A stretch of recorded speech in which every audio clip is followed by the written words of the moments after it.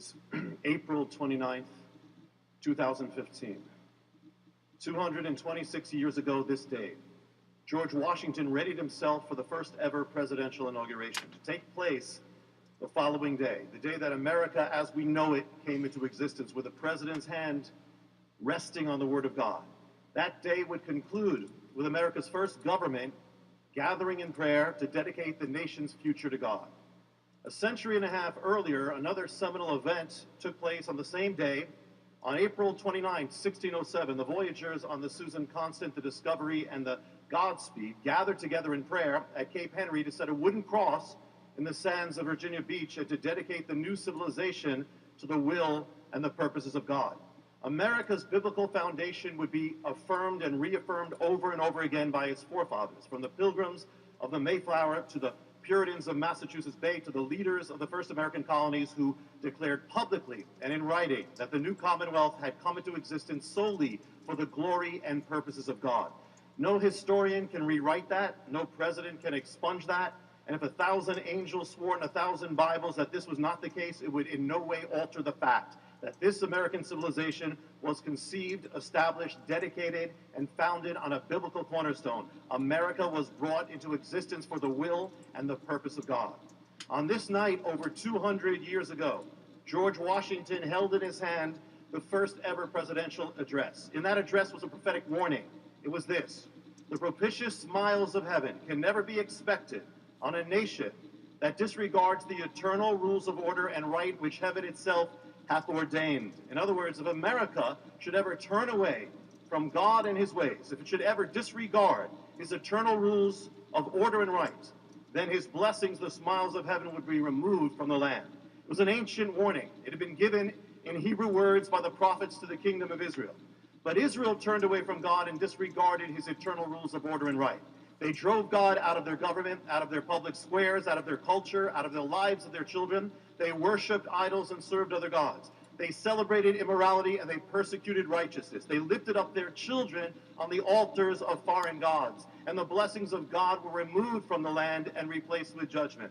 It is 2,500 years later, and America has made the same mistake. We too have turned away from God. We too have driven him out of the government, out of our public square, out of our culture, out of the lives of our children. We too have profaned the sacred and sanctified the profane. And we too have killed our most innocent, over 55 million of our unborn children, and our collective hands are covered with blood. What we were warned never to do, we now have done. And now we gather in the city named after the one who gave us the prophetic warning.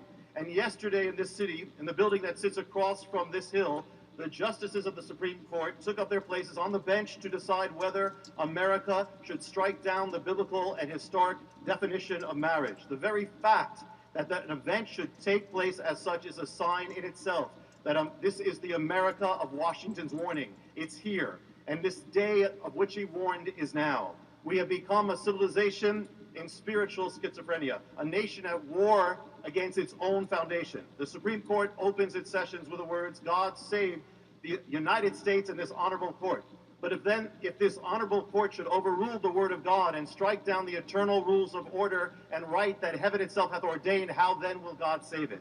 Supreme Court justices, can you judge the ways of God? Can you, with man-made verdicts, overrule the eternal laws of God? There is another court and there is another judge, and before him all men and all judges will give account. If a nation's high court should pass judgment on the Almighty, should you then be surprised that the Almighty should pass judgment on the court and that nation? In the book of Jeremiah, it's written, "Has a nation ever exchanged its gods? Yet my people have exchanged their glory for that which cannot help them." Let us not pretend as to what we are now doing. We are doing that which Israel did on the altars of Baal. We are exchanging our God for idols, our light for darkness, and our glory for that which cannot save us. Are we ready to risk that which comes on the other side of that exchange? The day when the blessings of heaven are removed from the land. We began with a word from the president of our First Nations, the day that he began as president. I now speak a word to the president of our nation's most recent days. Each time I've spoken here, I've asked a question. I'll now answer it. Mr. President, with all respect that is due, what happens if one assumes the presidency by placing his left hand on the word of God, and then with his right hand enacts laws that war against the very same word of God on which he laid his hand? Such an act invokes the judgment of the Almighty. To swear an oath on the word of God on which it's written, defend the weak and do not murder, and then to not defend the weak, to not protect the unborn, but instead to advance their murder is to invoke the judgment of the Almighty. To swear an oath on the word of God in which it's written, do not cause your brother to stumble, and then to seek to force those who uphold the word of God to transgress the word of God by partaking in the killing of the unborn and the celebration of sin is to invoke the judgment of the Almighty.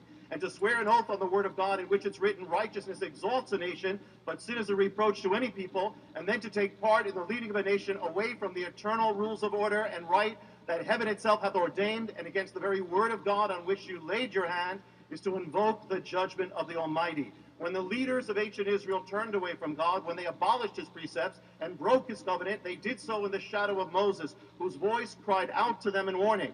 Mr. President, when you address the nation from this house, look up above the senators and the representatives, above the Supreme Court justices, and above the invited guest, and you'll see a face, the only full visage in that wall, looking back at you. It is the face of Moses. And if that face could speak, it would say this: no man can overrule the laws of God, no order can annul the order of God, and no judgment of man can stand against the judgments of God. Invoke not his judgment, but choose life. Lead in the way of repentance. Invoke the grace of God that he might have mercy on this land. We've come to a most critical moment. As Elijah stood on top of Mount Carmel and cried out to Israel in his hour of decision in between two altars and two gods, his voice now cries out to America and says, choose you this day whom you will serve. 70 years ago, the chaplain of the United States Senate cried out with the same voice and said to this nation, if the Lord be God, then follow him. But if Baal, then follow him and go to hell.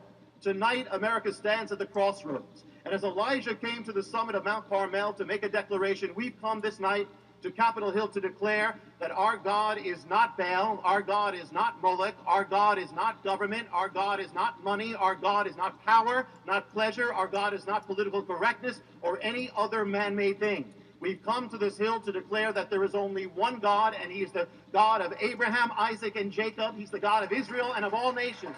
He alone is the rock upon which this nation has come into existence.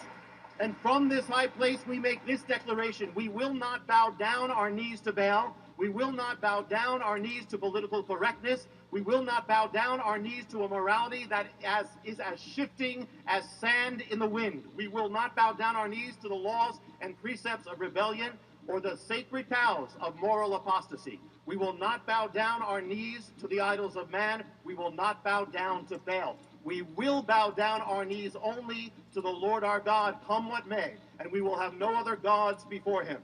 For some trust in chariots, some trust in princes, some trust in Supreme Courts, some trust in White Houses, some trust in governments, some trust in Wall Street, some trust in powers, and some trust in idols. But we will trust in the name of the Lord our God, in the name above all names, above all kings, above all powers. We will trust in the only name given by which we can be saved. We will trust in the name of Yeshua HaMashiach, Jesus the Messiah, the King of all kings, the Lord of all lords, the Judge of all judges, the light of the world, the glory of Israel, the foundation stone upon which this nation came into existence, and the only answer, the only chance, and the only hope that America has, that it might once again shine with the light of the fire of the presence of the glory of the living God and not go to hell. So help us God. Thank you.